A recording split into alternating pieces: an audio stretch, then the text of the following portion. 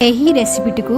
ତିଆରି କରିବା ପାଇଁ ଆବଶ୍ୟକ ସାମଗ୍ରୀ ଗୁଡ଼ିକ ହେଲା କଟା ମଞ୍ଜା, 2ଟି ଆଳୁ, 2ଟି ବାଇଗଣ କଟା ପିସ୍ ଏବଂ ବୋଇତାଳୁ ଡଙ୍କ ଏବଂ ପତ୍ରର ଛୋଟ ଛୋଟ ପିସ୍, ଚାରୁମଗଜ, ରସୁଣ, ଲଙ୍କା ପେଷ୍ଟ, ହଳଦୀ, ଶୁଖିଲା ଲଙ୍କା, ଲୁଣ, ଫୁଟଣ ତେଲ।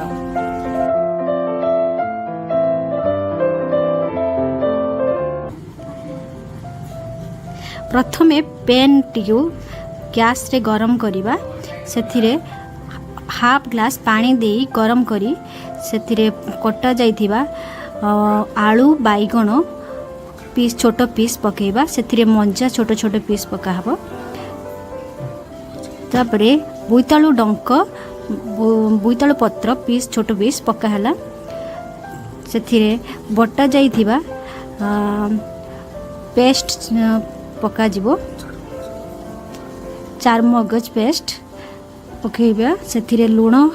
स्वाद अनुसार पका जिवो, हळदी स्वाद अनुसार,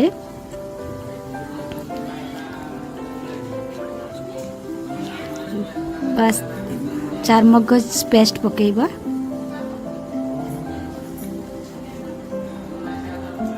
चारुमगज पेस्ट पकाई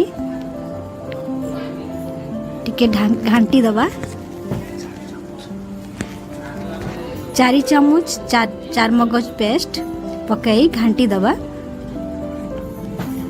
गोले दबा, गोले हो सारा पर ढांकुनी दबा।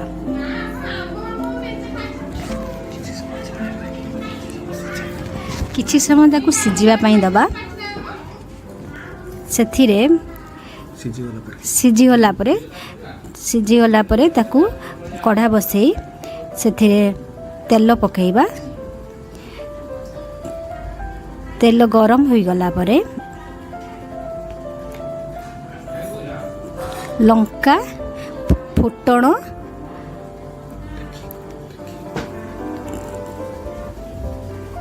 पियाज पकाई टिके घांटीबा, ब्राउन कलर हो गला परे सेथिरे रसुण पकाइबा,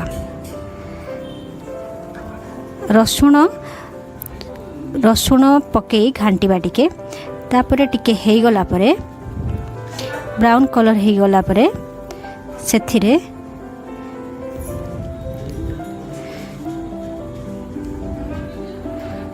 ब्राउन कलर पर्यंत भाजीबा, ब्राउन कलर हो गला परे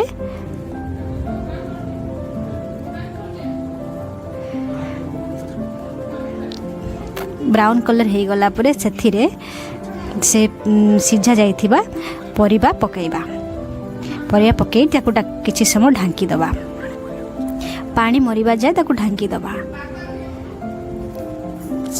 पानी मरी गला परे ताकू खुली टिके घांटी दबा, जेमिति सब मसला सब आड़े पी जीवो, पूरा भल भाबे ताकू मसला गुड़ा सब आड़े घांटी दबा। देखंतु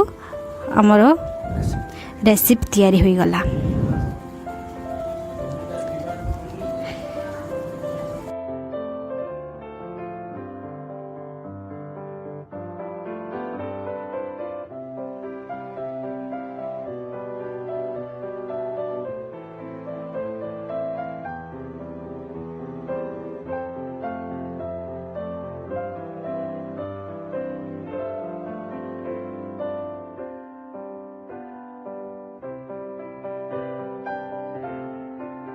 नुआ नुआ रेसिपी शिखिया पाई आपण माने आम चैनल को लाइक एवं सब्सक्राइब करंतु।